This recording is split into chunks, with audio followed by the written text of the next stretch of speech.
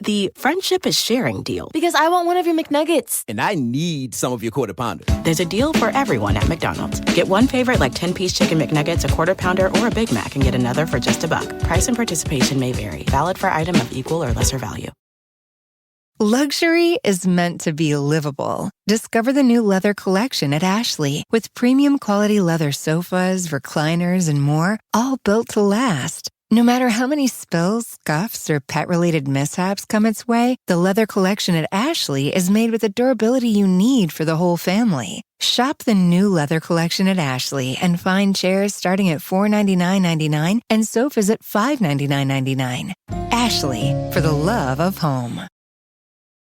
To get the Crime Writers on Aftershow right now, go to patreon.com/partnersincrimemedia. I'm Rebecca Lavoie, and this is Crime Writers On.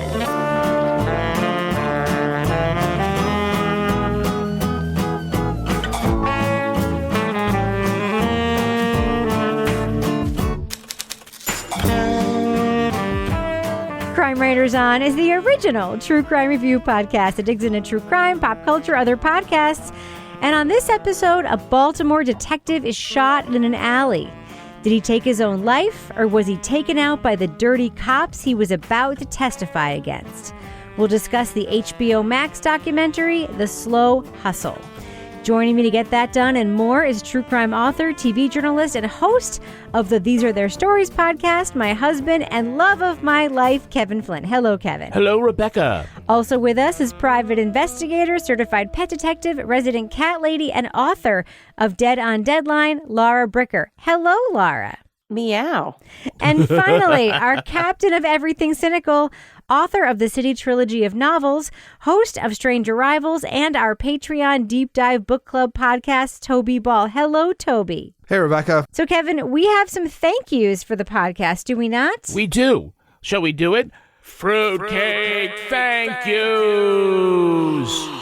I didn't get a fruitcake. We got 2 fruitcakes sent to us here at the Crime Writers on Palace. We got 1 fruitcake from Kayla and Raleigh. Mm-hmm. By the way, that particular fruitcake is in its tin. The fruitcakes, by the way, from Collins Street Bakery come with instructions. Oh, yeah? On many ways you can serve them. You can make toasted fruitcake. By the way, there's one recipe for fruitcake stuffing, which sounds fucking disgusting. So we're not doing that. But there's one recipe which Henry and I are making, which involves stabbing the top of the fruitcake with a fork many times, pouring a bunch of liquor on top of it, wrapping it in a cheesecloth, and putting it back in the tin and waiting a week. That we're doing right now with Raleigh's fruitcake. What's the other fruitcake we got? We got one from Sue. And that's the one we dug into, cut some slices from, toasted them up a bit. How were those, Kevin? It was actually very good. I take back everything I joked about fruitcake. Well, I haven't. I'd rip him off for $3 million myself. I am $80 million. I am waiting for the rum one. I'm gonna be honest with you. I'm waiting for the rum one. And I actually, Henry and I hatched a plot today. What's that? You know how people smuggle drugs and things, smuggle liquor and things? We've actually decided that these fruitcakes, they're so dense, by the way. One tiny one serves 20. Yeah. And each serving has 200 calories. These tiny fruitcakes have 4,000 calories a piece. Good Lord. Literally. Wow. And when you stab them with a fork and pour a whole thing of rum in them, it absorbs it immediately. I'm like, these things would be incredible bootlegging things. It'd make a good Molotov cocktail. You want to send your kid to college with some bootleg liquor? By the way, you don't want to do that because that would be irresponsible. Your kid wants to go to college with some bootleg liquor? One of these fruitcakes would be the way to do it. And what do you do, squeeze it out once you get to college? Or just eat the cake. How does that work? Oh, just eat the fruitcake. It counts as a serving of fruits and vegetables, Toby, that way. Anyway, we would love to thank our listeners for that. Yeah, there'll be enough left over, guys. You should come over and we'll have a couple of slices. I want to come over for some fruitcake. I'll be over to see your new kitchen and have some fruitcake. Pickling in a couple of weeks. We'll have virgin fruitcake and... The best part about the Collins high-test fruitcake. I have to sleep over if I have the high-test fruitcake. Okay, the very best part about the Collins Bakery instructions, and God bless any of you who work at Collins Street Bakery who are listening to this right now. The very best part is step 1, take out of the tin and unwrap it. Step 2, stab with a fork and pour the liquor on. Step 3, wrap in cheesecloth and put back in the tin. Step 4, repeat if you wanted to be extra boozy. Yeah. You can literally do this every week. Wow. Yeah. Okay. Well, that's exciting. I'm very excited about this. Oh, my God. All right. So, Kevin, we do have something else to talk about before we do our review. Yes. So I need you to say something else right now. All right, here we go. Yep.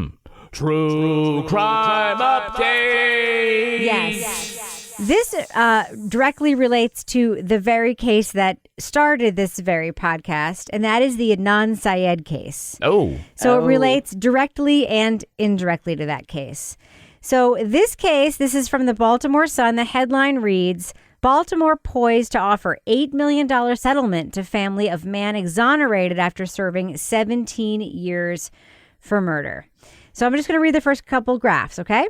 That man is not Adnan Syed, by the way. No. Baltimore's spending board is poised to... By the way, the fact that Baltimore has a spending board says a fucking lot about Baltimore. Baltimore's spending board is poised to approve an $8 million settlement with the family of a man who was exonerated after serving 17 years in prison on a homicide charge. The settlement, which is due to be approved Wednesday, this was last week, by the city's Board of Estimates, would close out a lawsuit filed by the family of Malcolm Bryant. Bryant was convicted of killing 16-year-old Tony Bullock in 1998. Adnan Syed's case was exactly the same time period. His sentence was vacated in 2016 with the help of the Maryland Innocence Project after a court-ordered DNA test on the victim's nail clippings received a partial DNA profile that did not match Bryant's. Hang on. The important part is coming. Bryant was released from prison in 2016 and died early in 2017 at the age of 42. Bryant's family sued the Baltimore Police Department as well as Detective William F. Ritz, arguing his failure to disclose exculpatory evidence that led to Bryant's wrongful conviction. So essentially, one more thing, the Bryant estate argued that Ritz failed to disclose knowledge of another eyewitness whose account contradicted and undermined testimony from the only eyewitness to Bullock's death used at trial.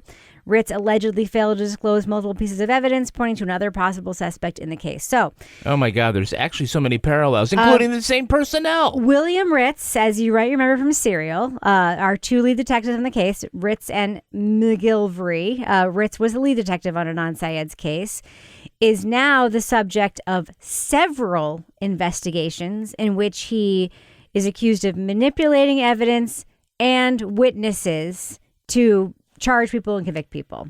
This case has so many parallels to Adnan Syed's, down to the non-matching DNA under fingernail clippings, as we saw in the HBO documentary. That was not part of Serial, that was part of the HBO documentary. The DNA testing that did not match Adnan Syed's. So I just wanted to throw it out there for people who are still like, I kind of think Adnan Syed did it. This is a cop who is known for getting witnesses to say things that are not true, interviewing them multiple times and saying, and he is responsible now for millions of dollars being paid out by the city of Baltimore for getting people convicted for cases exactly like the one that Adnan Syed has been convicted for. So that's your true crime update. Toby Ball, do you have any thoughts? Yeah, well, I don't know who the DA is in Baltimore, but it feels like the kind of thing that like Larry Krasner would say, we got to take a look at a whole bunch of convictions. All of them. Mm-hmm, yeah. And that would include Adnan amongst, I'm sure, tons and tons of other people. So that would be the ideal outcome of all this. But who knows, like from everything we learned about Baltimore, I'm not holding my breath on that. Yeah. What do you think, Laura? I'll be curious to see where this goes, I guess. I mean, that was my first reaction when I saw this news come out this week was, okay, let's hope like Toby was talking about, like this leads to some sort of maybe a review. And we're going to be seeing some cases where, you know, maybe the end result was not the correct result. Yeah. You know what troubles me, Kevin? What? People who say, I think Adnan did it, is honestly because of stuff from Serial, the podcast, that they think Adnan did it, right? It's not because of what they read in the case file, what they know about the cops. Serial, like, as much as we love the podcast, as much as we know it was important in the canon of true crime, this was a glaring omission. Sarah Koenig's take on the cops, as she said in the podcast, they're basically good guys who got up in the morning and did their jobs, right? This was a glaring omission. She never looked at these cops, ever. She didn't examine the Baltimore Police Department. She didn't examine patterns of misconduct. This was a glaring omission in retrospect. And I think it would have been very important to include in retrospect. And I'm actually get very troubled by the fact that as Serial released subsequent episodes in later years, with developments in his case, they never address this. What do you think? That the Baltimore Police Department is corrupt AF. And this particular cop, the lead investigator. Right, yeah. I mean, I don't know. I think we've hammered this peg flat. This is, this does not look good for the cops. And there is, I think, another glimmer of hope for Adnan Syed getting out of prison. Hope so. Well, maybe this will be the year. All right, should we just head to our review? That's a little bit related to this. Quite a bit. Let's do it. Let's get it done. Moving on. There's another officer? Don't worry. Oh my God. Sean! No! Sean! 700 advised en route. 10-4, don't worry. In 2017, Baltimore homicide detective Sean Suter was shot with his own gun in an alley. Suter was buried with hero's honors at a time when corruption within the department was front page news. It's an awful thing that happened, but as far as the narrative is concerned, all the shit that the Baltimore Police Department was taking, suddenly people were focused on hardworking cop losing his life in the line of duty.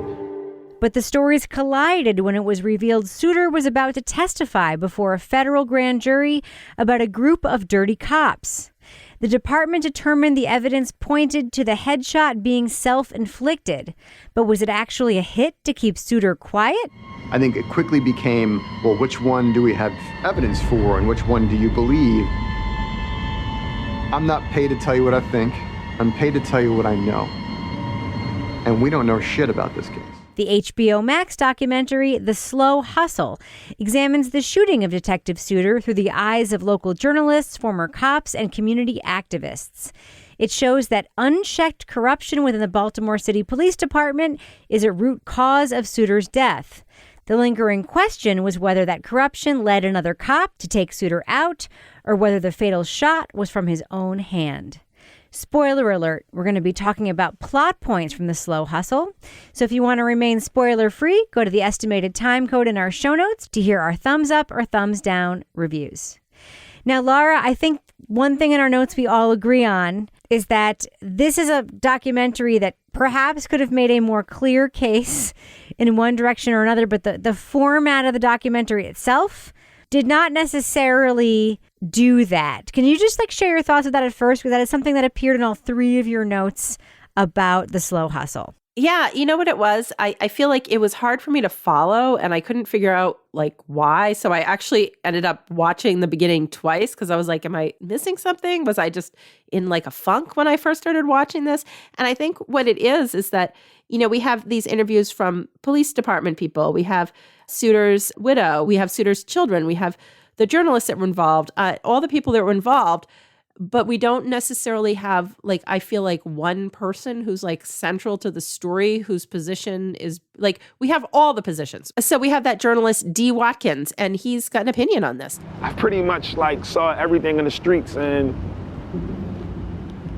in that time, you learn about these police officers, you learn about how they move and how they operate, you learn the intricate part they play into the world that we lived in. There was something about the format for me that just made it hard for me to follow this in a way where I felt like I was invested in one side or another of the story. Because we've known enough about the Baltimore Police Department through Adnan's case and other cases that we've been involved with in terms of things we've listened to, reviewed, or studied to know they're pretty fucked up in that police department. So that wasn't news to me. But it was just something about the way that this was told didn't communicate as effectively as it could have in terms of drawing you into the story and making you want to follow along. I'll tell you, for me, the contrast was that we just reviewed Black and Missing, which was very, very linear and very they had the right people sort of at the center of it delivering that narrative. Kevin, is that a good comparison here of what was missing here from this documentary? Yeah, actually had some of the same personnel in exactly, that. Yeah. Yeah, but I think, Laura, one of the big issues is that the reality of what went down is not conclusive. So it makes it very hard to come up with a documentary that is either conclusive or definitively satisfying narratively. So that makes it difficult. And even though they seem to have been on the ground telling the story very early on, and going along with being there for all of the developments, the documentarians themselves don't bring anything to it. And, by relying on the police to do the investigation and then sort of going along with questioning that police investigation, they basically just become so much of an observer, so far back, talking about, well, it could be this, then it could be that. They and don't of course, add to it. They don't really add to it other than like letting other people add to their voices. And look, that's one way of doing it, but I think in this case where they don't solve something, right? They don't come up with some new information.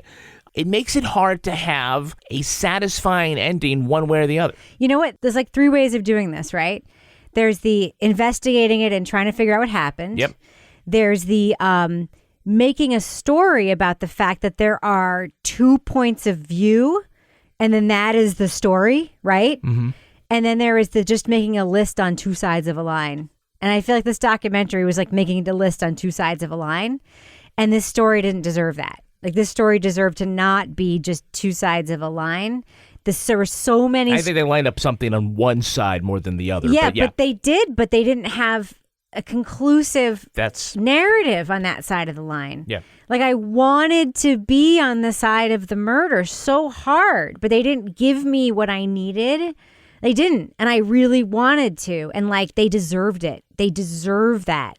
That was problematic for me. But anyway, let's move on. So what is your take on Suiter himself, Toby? Well, again, you're watching an 1.5-hour documentary, and I guess I try and think about if I was going to write like a novel based on this case, like how would I envision who he was based on this documentary? And it's easy for me to envision him as like basically a straight up guy, but in a completely corrupt situation in which you have to make compromises just in order to get by. So doing something like helping Penn in that car, knowing that these other 2 guys are going to try and rip this guy off, like is one of the compromises that you make, and not reporting on when you see bad actors, taking money or shaking people down or whatever. Those are the compromises you make. That's kind of how I perceived it. And so when, I can't remember what the guy's name, but one of the cops who was in the weapons trace squad, gun trace team, talks about how he had stolen money with Suiter. Again, I kind of feel like that kind of plays into that, which is that you don't want to like stand out as being a saint in those situations, because I think that just imperils you. So just making these little compromises here and there just to keep your head down, that kind of made sense to me. And I think that's how I could kind of make sense of the whole narrative. When you were saying that there were 3 different ways of telling this story, I kind of felt like, because I had the same issue that you guys did, I thought part of it was that there was all these like releases of information as things went on. Like you're constantly getting, well then, the police chief resigns, and then they find out this thing and they find out that thing. But there's never anybody whose eyes you're seeing this through. Yeah. And I thought, if it had been me, maybe taking one of the journalists and really focusing on them and how they're understanding things would have given it a little more focus and given you somebody whose eyes you're looking at this.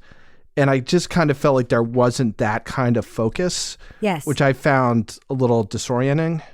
I totally agree. And they have 2 prominent journalists in this documentary. They have Dee Watkins and Justin Fenton, who are probably the 2 best known journalists associated with Baltimore, each in their own way. Dee Watkins is definitely like outspoken activist journalist.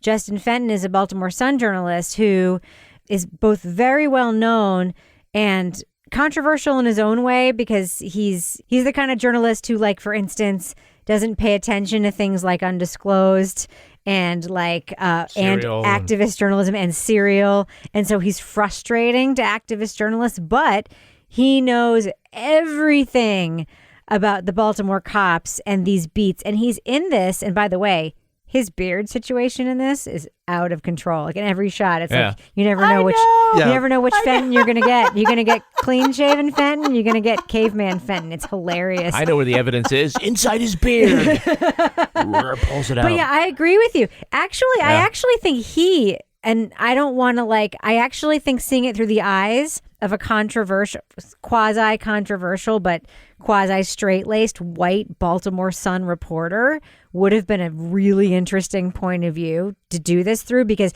he's at the crux of being the city hall reporter, the police reporter, the longtime Baltimore Sun reporter. That would have been a very interesting angle. Toby, you've just fixed this. Yeah. You fixed the documentary. Congratulations. Want the same expert advice you get from the pros in the store while shopping online at DiscountTire.com? Meet Treadwell, your personal online tire guide that matches you with the perfect tire for your vehicle. Get your best match in 1 minute or less with Treadwell by Discount Tire.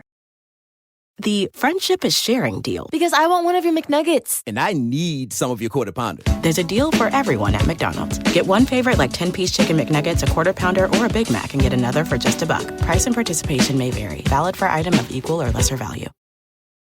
Luxury is meant to be livable. Discover the new leather collection at Ashley with premium quality leather sofas, recliners, and more, all built to last. No matter how many spills, scuffs, or pet-related mishaps come its way, the leather collection at Ashley is made with the durability you need for the whole family. Shop the new leather collection at Ashley and find chairs starting at $499.99 and sofas at $599.99. Ashley, for the love of home. Hey, Rebecca, let's do the business section right here. Let's do it. I play that music.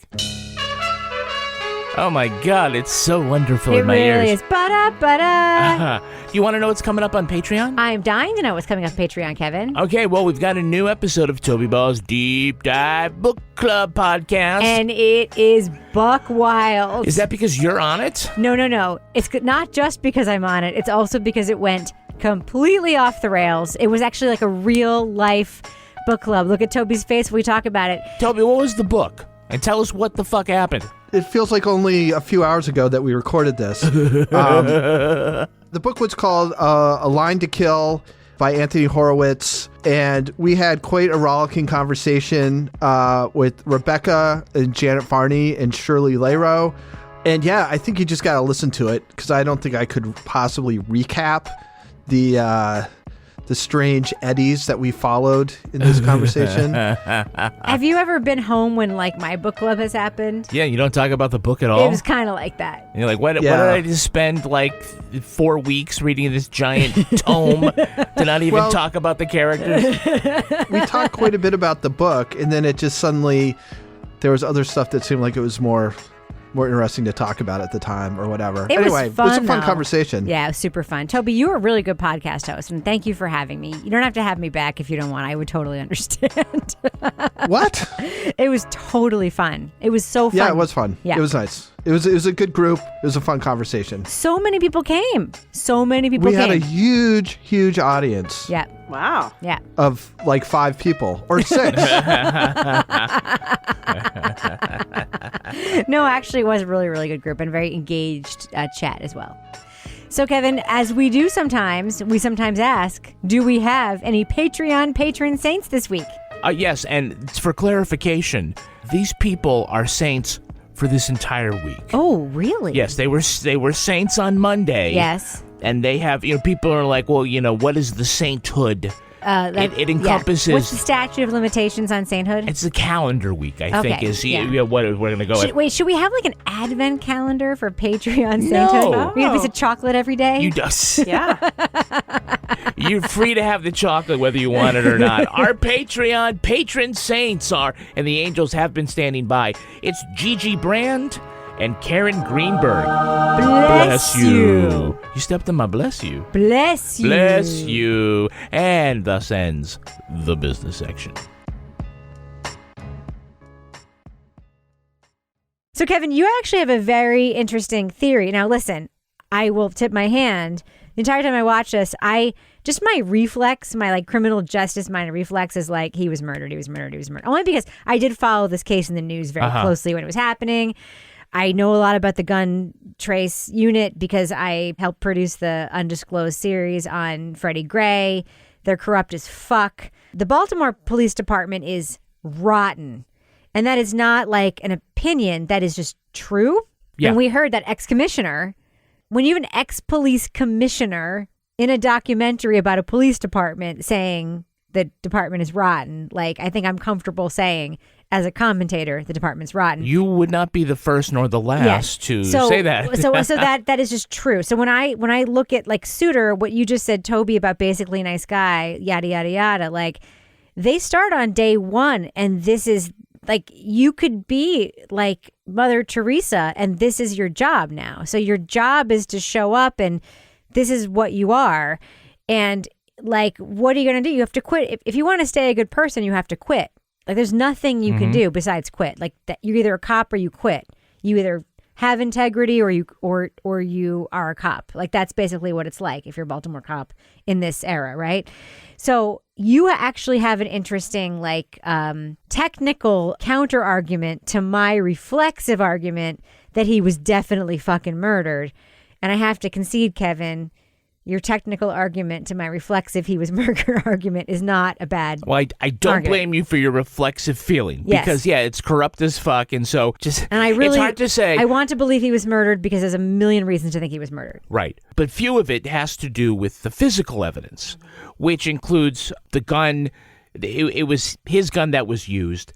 You know, it was to the temple, and it happened very fast. So one of the prevailing thoughts which led towards suicide was certainly the other two bullets weren't seen. They were fired into the air. And to have a cop or a hitman or somebody else, to have him run towards a hitman or somebody that he knows and have the guy take the gun from him and shoot him in the head with it, then disappear within that time frame seems very unlikely. But why use his own gun against him? It is the gun trace unit. Yeah. They are up to their tits in illegal guns. Yeah, that they've stolen from people. That they would just use an illegal gun and drop it or throw it in the river or whatever. To have him use his gun does not seem likely. And you can't say somebody wasn't going to commit suicide because they said, I'd see you later tonight. Right? We already know that. What are you going to say? I won't see you tonight because I'm going to commit suicide later. The idea that he was excited about testifying, I mean, we know that's not true. He didn't want to go testify the first time. He had to be subpoenaed. And so instead of maybe that the dirty cops want to take him out, I'm leaning more towards he didn't want to be forced to have to point out the dirty cops and then go back to work. Or he was afraid because he knew his hands weren't completely clean when it comes to this, and maybe he'll be arrested. Yeah. And so one option, and I'm not saying that it's the logical one, but to look at and say, do I want to be dragged down and go to jail and be a dirty cop, or I have a chance to die a hero and, you know, my wife will be taken care of, and that's that. Maybe that's the reason I do it. Anyway, I just... Is it technical reason? That being said, I still think he was murdered. That's just my reflexive... I'm sorry. I think we can respectfully take different sides of this, in part because the documentary doesn't guide us anywhere, right? The documentary doesn't help this. Yeah, I want to say, I think the most striking thing to me that I struggled with when I'm trying to decide what I think happened is that we have these two very different opinions on what happened to him. We have the medical examiner's office who says it's a homicide. Yes. I trust the medical examiner. Yes. And then we have this internal independent review board that calls it a suicide. Wait a minute, Laura, just to stop. Why did the medical examiner call it a homicide? Based on his knowledge that guy took a suicide, invasion course, whatever they called it, that he took a course, that he knew the guy took a course about how to fake a suicide, and he did the wrong thing. So that means that it has nothing to do with the physical evidence or the powder burns or any, But then on the other side, the independent review board didn't talk to Suitor's family when they were like trying to assess his state of mind leading into this. So, but that's what I mean. It's like you have both sides, different opinions. Everyone fucked this up. Everyone fucked this up. Not doing things that they should have done and making their, like you said, Kevin, making their determination on like, really? What the fuck? It's just, it's hard to know. I mean, and that's, I think what I come away with is, I don't believe anyone in this. Right. And that's the problem with this documentary. The documentary could have been about that. The documentary could have been about how this was so fucked up that you can't know. Yeah. Like that. And they tried to do that. That's I don't think it really got there. Mississippi Goddamn was. Mississippi Goddamn was that. Like, this was so fucked up that you can't know. And that the whole town trusts no one because of that. And that's why it's a story, right? Yeah. That's what this called Baltimore, goddamn. I don't know. Toby, what were you going to say? I mean, well, I think that's why you follow a journalist, because they're the, supposedly arbitrars of this. And, because it's clear you can't trust the police. Even the police don't trust the police. Nor should they. Yeah. So I was just kind of interested. Like, they show you that surveillance footage where they're Sean like walking back and forth and like kind of pacing, I guess, sort of. I mean, it's not like he's like pacing very far. It just looks like he's kind of antsy. And then that's all you see. But isn't that the same angle that his partner came through to go into the alley? Like, wouldn't you have seen him too? No, I think he was coming from the other way. Was he? Farther down, if you're looking down the street, farther down that street, coming back towards the camera. He was on that side of the building and had to come around. How is that more salient? But that's not far away. But how is that more salient than the footage of him bowling the night before? Well, what does that prove? What does the pacing prove? I believe that they inferred that he was working up the courage to go kill himself. Huh. I believe that the bowling footage infers that he was not in a frame of mind to commit suicide. Right? Well, I think what I'm basically saying is like that is a fallacy, that anything would show that. Exactly. So is the pacing thing is also a fallacy, right? I don't think you can draw much of a conclusion. It's hard to, From what I mean, you can't, it's just like a blob. Like, if you told me it was somebody else, I wouldn't have been able to tell you any different. I mean, it's just before the internet goes crazy, the video implies, I infer. So, yes. Okay, no, it's also died by suicide, not committed suicide. Oh, okay. Before the internet goes crazy. It is Veda. I mean, this is, I think, what we're really pointing to. The fact that we, the four social justice warriors sitting in this room, are not immediately going to this fucking corrupt ass police department murdered this guy, or this fucking corrupt police department probably murdered this guy, but he probably didn't, because I think it points out like the flaws that we talked about with the storytelling in this documentary. What would that have gotten them? Yeah. If they took him out, what did they get? They all ended up going to prison anyway. Yeah. I don't know. All right. Well, I think that points to. Yeah. I mean, it's a classic, I think it's the same thing the mob does. It's just like you're sending a message to other people. It doesn't necessarily for him, but then blue line. Yeah. But I think one thing that this sort of did make me think about, because, the documentary didn't communicate it in the way that I was hoping, but the actual issue of this police department not being able to investigate and solve a murder of one of their own points out this huge flaw, but it also sort of makes you wonder, so what is the role of the police here? And, what is the role of the police when we have a police force that is so corrupt and so fucked up that they can't even find out what happened in this case, and that we are left hanging in this limbo of we don't even know who to believe what happened in this case, because there have been a lot of questions about the evolving nature of police work and the evolving role of police and how police fit into society and how police can best serve their communities. And when you see a police department like this that is just so broken that they have a guy who, by all accounts, was a well-liked police officer, and yet here it is however many years later, and we don't know really what the fuck happened to this guy. I will say, yeah, that was the best part of the documentary, is hearing people in the community about his patrolling and how much they liked him, because no one ever says that about Baltimore cops. And Toby, I'm upping your fixing the documentary by one step. The story being told through the eyes of both Justin Fenton and Andy Watkins. That would have been a great documentary. Want the same expert advice you get from the pros in the store while shopping online at discounttire.com? Meet Treadwell, your personal online tire guide that matches you with the perfect tire for your vehicle. Get your best match in 1 minute or less with Treadwell by Discount Tire. The friendship is sharing deal. Because I want one of your McNuggets. And I need some of your Quarter Pounder. There's a deal for everyone at McDonald's. Get one favorite 10-piece chicken McNuggets, a Quarter Pounder, or a Big Mac, and get another for just $1. Price and participation may vary. Valid for item of equal or lesser value.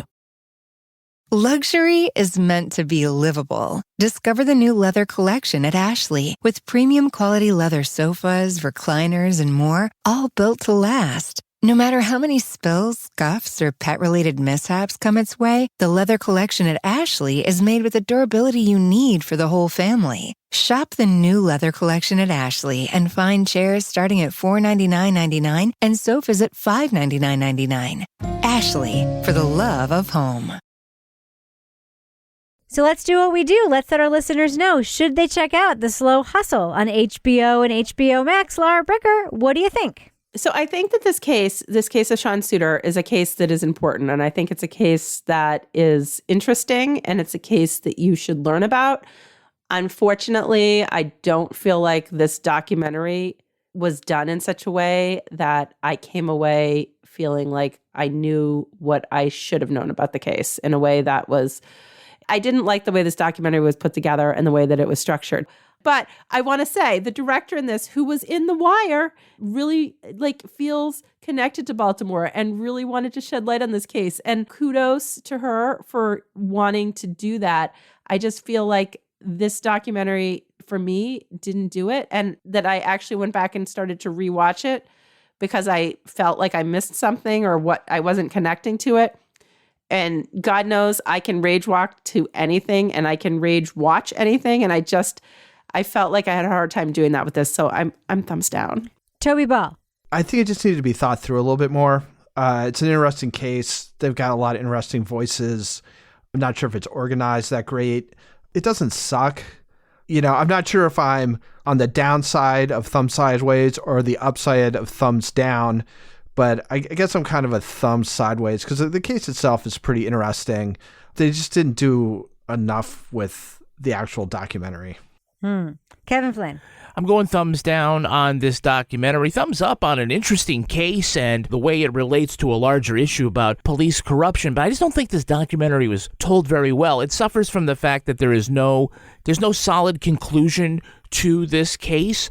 And so it does not provide us anything other than, an outside observer's view. They don't really give the context for other things. So I think it's great to argue about because there's, a really compelling case on either side of whether it's homicide or whether it's suicide. But that alone doesn't make for a sophisticated watching. So I'm a thumbs down.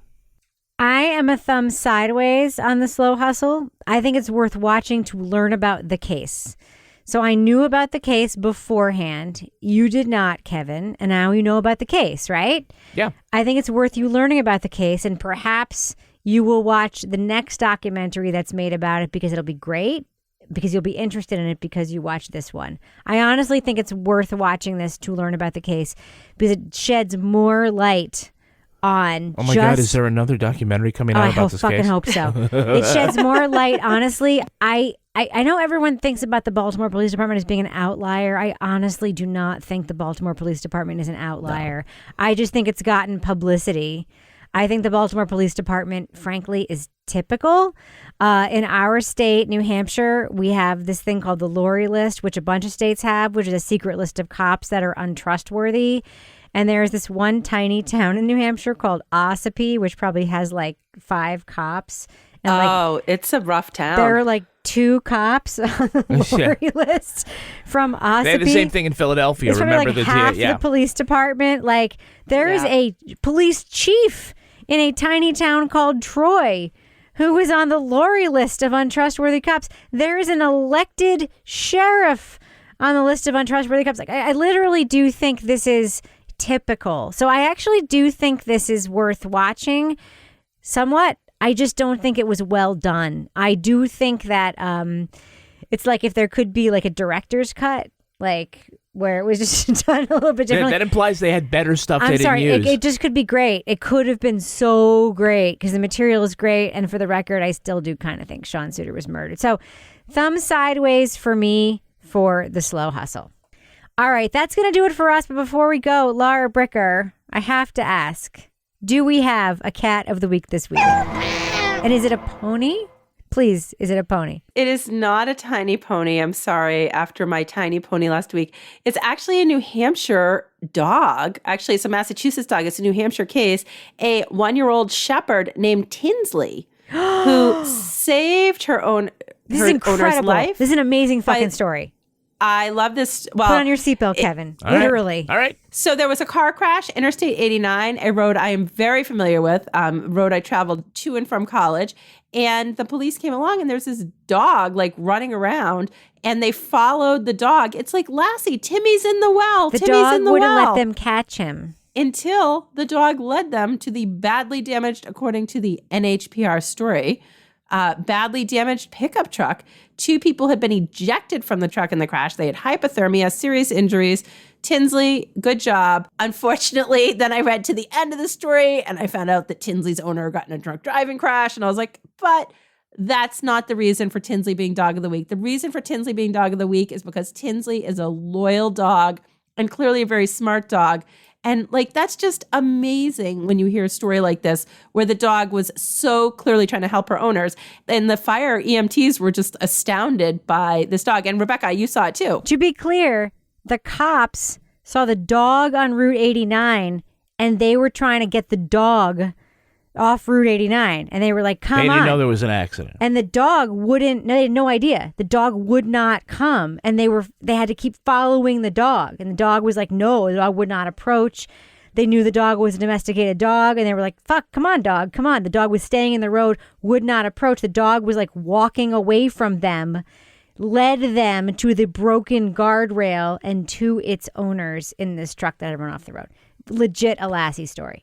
It was incredible. Pretty amazing. Way to go, Tinsley. Not way to go, Tinsley's dad, who hadn't gotten intoxicated before driving. But way to go, dog. Thank you, Laura Bricker. It was an excellent dog of the week. All right, Laura Bricker, if folks want to follow you on Twitter and maybe pitch to you future animals, literally any kind. I'm a big fan of tiny ponies, by the way, and dogs. To be cat of the week, how can they find you on Twitter? They can find me at Laura Bricker. I mean, and if they want to give me a tiny pony that I can fit in the back of my Ford Escape, I will totally take the tiny pony. Hey, we got 2 fruitcakes, so maybe you'll get a We've tiny pony. got a barn, by the way. We actually have a legit barn. A tiny barn. A tiny barn for a tiny pony. And of course, you can also email your cats of the week to crimewriterson@gmail.com. Toby Ball, if folks want to send you a tiny pony, how can they find you on Twitter? I don't want a freaking tiny pony. Yes, you do, Toby. You have a brand newly property line situation that would perfectly fit a tiny pony. How can they find you on Twitter to send you one? At Toby Ball and H. And Kevin Flynn, if folks want to tweet to you and tell you how to convert our barn into a tiny pony barn, how can they find you on Twitter? Don't. Yeah, don't do that. But if they did want to, how could they find you there? Kevin P. Flynn. And if you want to follow me on Twitter or Instagram, you can find me at Reb Lavoie. You can also follow the show on Twitter at Crime Writers On, and I encourage you to join the amazing community in our official Crime Writers On Facebook discussion group. You can find that by going to facebook.com, searching for Crime Writers On. You'll find our page and then hit join the group. Support the show at patreon.com/Partners in Crime Media. You'll get the Crime Writers On after show right now. Plus, Married with Podcast, Laura Bricker's Leave It to Bricker podcast, and Toby Ball's Deep Dive Book Club podcasts. Our theme song was composed and performed by Ty Gibbons. Our line editor is the incredibly handsome and beautiful Olivia Burdett. The executive producer of this program is Kevin Flynn. Not beautiful. This show was recorded in the Yoga Loft above the Bodega in Bay St. Louis, Mississippi studio, otherwise known as Studio C, the closet in our New Hampshire basement where we talk about all the great things the Baltimore Police Department has done. Just kidding. On behalf of all the crime writers, thanks so much for listening. We will catch you later. I love Anne. Anne is my idol, by the way. She's gorgeous. Oh, yeah. Yeah, she's super. She's makes awesome. People become your idol because they're beautiful? No. She's gorgeous, not just physically. She's an aura of gorgeousness. That's what Toby and I say all the time. Oh, she's gorgeous. Not physically. No, she is physically gorgeous, but that's not it. Like, it doesn't end there. It doesn't end there, yeah. It's like reading Playboy for the articles. Exactly. Exactly.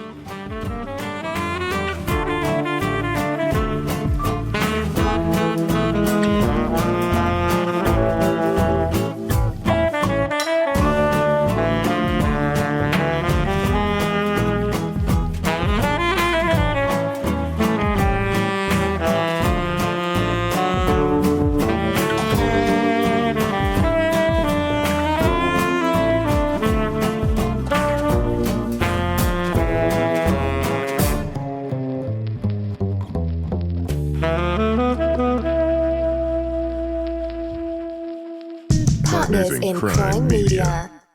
Luxury is meant to be livable. Discover the new leather collection at Ashley with premium quality leather sofas, recliners, and more, all built to last. No matter how many spills, scuffs, or pet-related mishaps come its way, the leather collection at Ashley is made with the durability you need for the whole family. Shop the new leather collection at Ashley and find chairs starting at $499.99 and sofas at $599.99. Ashley, for the love of home.